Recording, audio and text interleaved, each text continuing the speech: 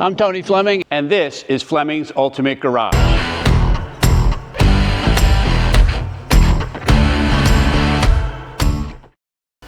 Hey everybody, thanks for joining me on one of the rarest collectible cars we've ever had here. You say, Tony, you've had a lot of cars, man. That's a bold statement to talk like that. I go, I know, you're right. Right. Well, I want you to take a second to look over. You've looked at the pictures, you looked at the vehicle underneath and inside, but just take a second, the overall look of this amazing piece of history, right? A one-year only car. A one-year only car, less than 1,000 of these made. And how many, 70 years later, 80 years later as we're approaching, right? 80 years, right? 80 years later are left. Right? Is there 50 left? Is there 100 left? Is there 25 left? The likelihood of running into one of these cars ever again at any car show or ever is so slim, you got a better chance of getting hit by lightning. Okay, I'm just kidding. Hopefully that doesn't happen. But my point is this, is that this is why it's a beautiful car. This is why it's a collectible car. People say all the time, well, what is a collectible car? Well, a collectible car is one that first off is stunning, right? Second, it's low production.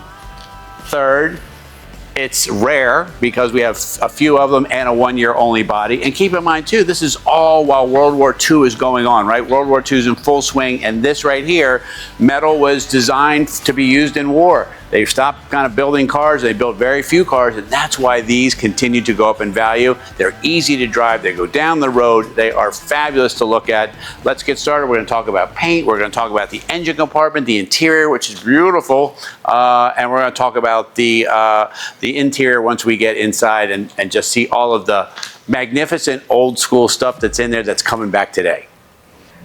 Okay, so many times people say, Tone, that is a beautiful car. But we don't really know why it's a beautiful car because we just see the overall thing. Take a second and take some of that's in and see what I'm talking about. For instance, you have dual spare tires that are enclosed, right? Nobody's really doing that. This is a styling feature that's fabulous. The hood opening tool to get the hood opening handle to get into either side is hidden inside this beautiful sweeping here. The goddess of speed leads us down the road, okay? And molded in here are these beautiful marker lights and a great looking grille, and just the overall look of this car is spectacular. It was an expensive car in its time and it looks expensive today. When you drive this car, everybody, when we were out on the road in it, when you drive this car, people love it. That just, it's just because it makes them smile. Anyway, this beautiful Tuxedo Black paint, I want you to just take a moment. Here's a quick paint lesson, right?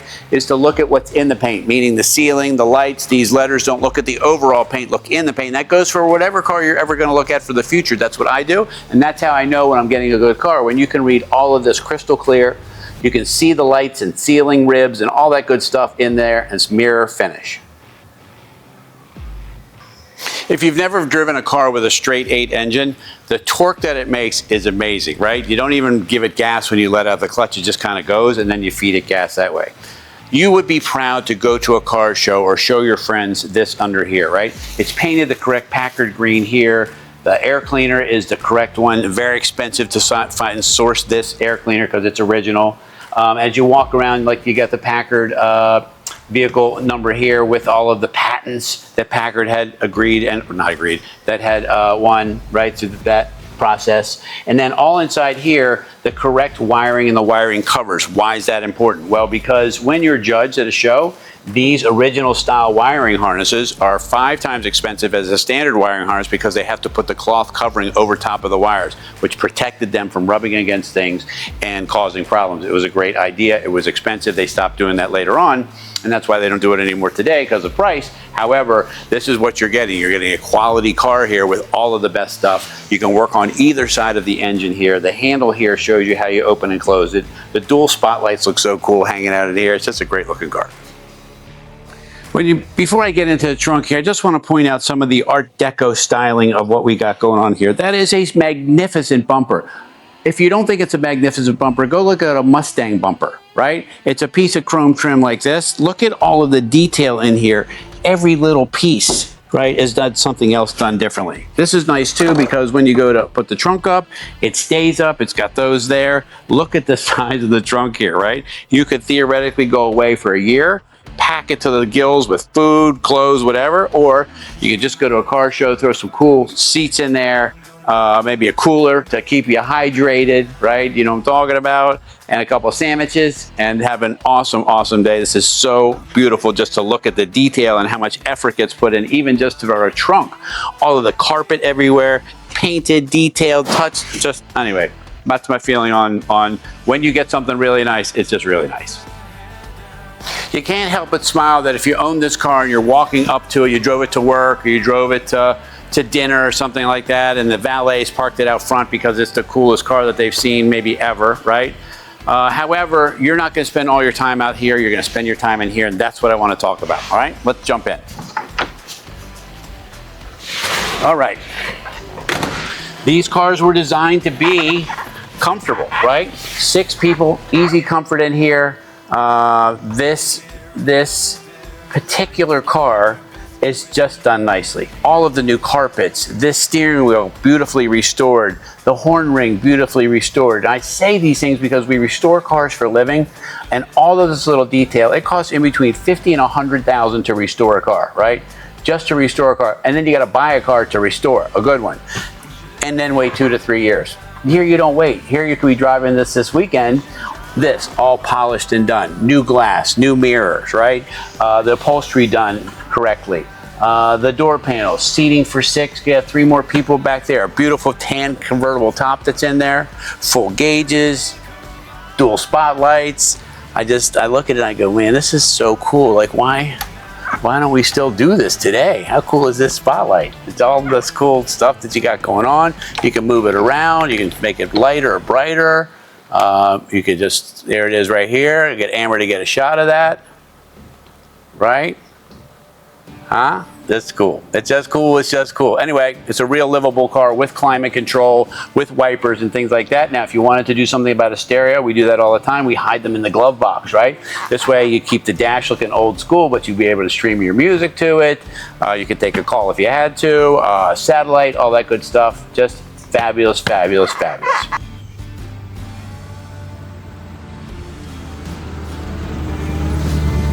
How you doing?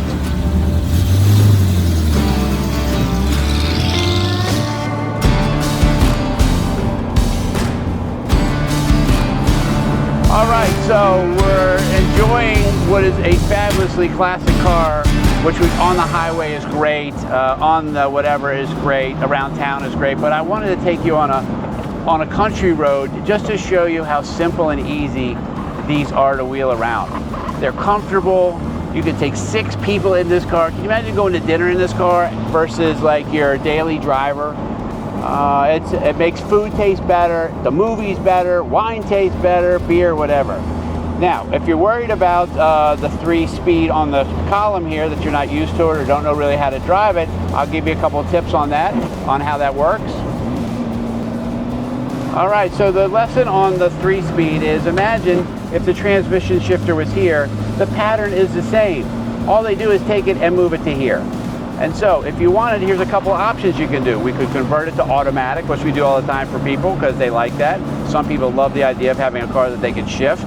We can also move the shifter to the floor if that would make you more comfortable, right? Or we can leave it like it is. Just want you to know there's some options out there. But what I wanted to show you was just how easy and effortless this is to drive. It might be an 80-year-old car, but it goes down the road so nicely.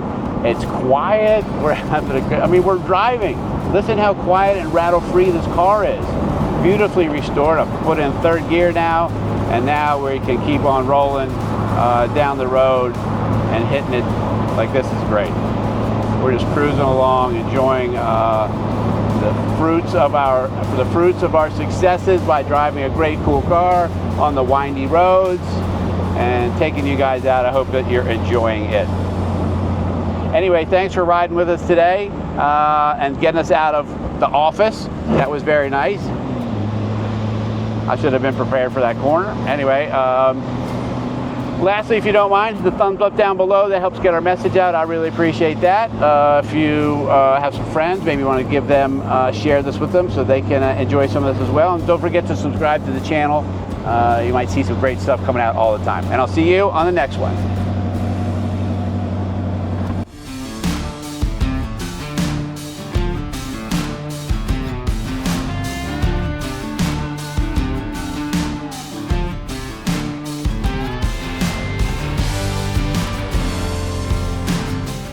I was right about how easy it was to drive, was I not? It goes down the road beautifully. It's solid.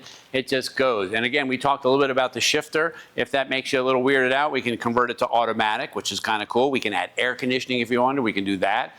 We can move the shifter to the floor if you want to do that, or you can drive it just as it is. It's just easy to drive. It takes 10 minutes to figure it out. You will love it. Anyway, while we talked about so much stuff, we talked about how rare it was, less than 1,000 of these made, the styling that makes this so fabulous, where we were in the world at the time that this was built.